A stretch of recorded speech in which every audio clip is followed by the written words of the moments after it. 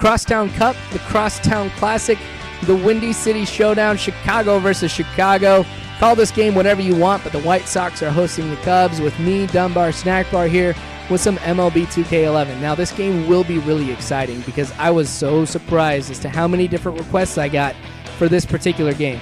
If you go back and you look at a video I posted on Machinima, you'll notice that this has gotten more thumbs up than anything else. So I thought it was about time that I play this game and post it on YouTube. Now, some people will be pretty surprised that I'm playing as the Chicago White Sox because for my franchise, I play as the Chicago Cubs. Now, it might be really advantageous for me to play against a team I'm so familiar with. We'll take a look and see what happens with regards to that. Mark Burley will be starting off on the mound for me. That was a pitcher that was requested by somebody. So we'll take a look, start him, see what he can do in this game. But in the beginning, doesn't look too pretty here. He's going to throw this 12-6 curve. This is going to go over Ramirez's head in the left field. And I'm kind of disappointed that the first run of the game does go to the Chicago Cubs. That is an RBI single. And with the Chicago White Sox, I'm pretty unfamiliar with them. So that might be something that is going to hurt me here in this game. Of course, I know about the tendencies of the White Sox and their various players, but how they play in the video game is something that's going to be very different. So we'll take a look and see what I can do. Now, with this hit, though, it's beautiful. Right into right center field. I love getting shots in the gap like this. Now, Rios is going to round second. He's going to stay there. I'm going to go and do a risky move and try and go home. I slide and I make it. So in the bottom of the second, I negate the lead. I tie it up, and I am pretty happy about that. Now, the Cubs are starting off Carlos Zambrano, and this is kind of something that goes along with the fact that I'm so familiar with the Cubs.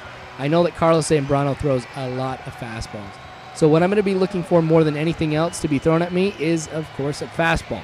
So that kind of that will probably negate the lack of familiarity that I have with the Chicago White Sox. So this hit, of course, is going to be a nice little shot into the gap that will go ahead and score a run. It expands my lead 2-1. Now, I really don't show too many highlights from the opposing team, but I thought this one was absolutely awesome. Granted, I love diving catches. I think that's pretty sweet. But whenever you got a catch that you have to reach out and jump up to get, I think that's pretty awesome too. So, nice catch. I think that's awesome. I loved getting catches like that when I used to play outfield. But one of the other things, of course, I talked about being familiar with Carlos Zambrano and knowing what to expect on the hitting side. One of the things that's also very advantageous for me is knowing, kind of the tendencies of the hitters too. Because whenever you play as a team for a certain amount of time, you notice, okay, well, this is kind of the person's strong suit in this area, this type of pitch. So I'll hope to utilize that kind of information here in this game to try and hold the Cubs to a pretty low-scoring game. Because with my franchise, the Cubs are phenomenal at hitting. And while the lineup is a little bit different, I'm expecting some big hits in this game from the Cubs. So if I can hold them, I think that's going to be pretty awesome for me to be able to do, and it'll make it pretty easy for me to be able to win this game. Now, this catch in center field is going to grant me enough time to be able to tag up both of my runners, so I get the sacrifice fly, and I advance the runner over from second to third. I decided to do something a little bit risky there to try and see if I can get them to throw an error back to me pretty quick. Doesn't look like it happened, but I got back, so in the end, it really doesn't matter. It was just something I tried. Didn't work out. Fukudome is having a tough game. You can see there are 2 strikeouts already. Fukudome is a pretty good player. Now, granted, he doesn't have the best statistics in the game, but he's still a threat in a number of different aspects. He has pretty decent contact hitting. He's pretty quick on the bases. So the fact that I can restrict Fukudome to be able to get any kind of hitting going or to get any appearance on the base path has been a real benefit to me. And that's actually been across the board, too. I've been able to hold Castro and a number of the other hitters for the Cubs. So Burley is definitely doing a great job. That's an awesome 2-seam fastball that gets Fukudome swinging. That's 3 strikeouts for him in the game. Not going to lie, I'd be pretty embarrassed if I was playing as him. Now here is a shot. This one will be going into right field. That is an awesome home run by Paul Konerko to give me 2 more runs in this game. Definitely thinking that a fastball is coming to me every single time has definitely been working out in this game. Carlos Zambrano, of course, definitely not happy with that. But Konerko, that was an awesome hit. Not going to lie. So hopefully the success that I'm having with the bats for the Chicago White Sox will continue on in this game, and hopefully I'll be able to continue this lead. Because the last 2 videos that I've done for my personal channel have been late game wins. Like I think the last one I did was a home run, and the one I did before that was a game-winning hit. So it'll be kind of nice to have a good old-fashioned blowout. Now, surprise breaking ball by Carlos Zambrano, still no problem. It goes into right center field. Now Rios is going to get one more RBI double. They're not even going to contest that as I try to sneak over to third to see if I can do it. Turns out, ends up being a close play at second. But again, I make it, so it's totally all right. Aggressive base running is what I like to do and seems to work a lot of times for me. So kind of glad that things are working all right on the hitting side, because I really haven't had a chance to do anything aggressive by way of base running. Haven't been able to steal any bases quite yet or anything, since Carlos Zambrano really does throw fastballs so often. So fortunately the Cubs figured out. They bring in James Russell. Now the reason why that's fortunate is because it's going to add some variety to me here. Hopefully be able to prevent this game from being a gigantic blowout, because I think if they had kept Zambrano in there, it would have been kind of tough for me to play this game.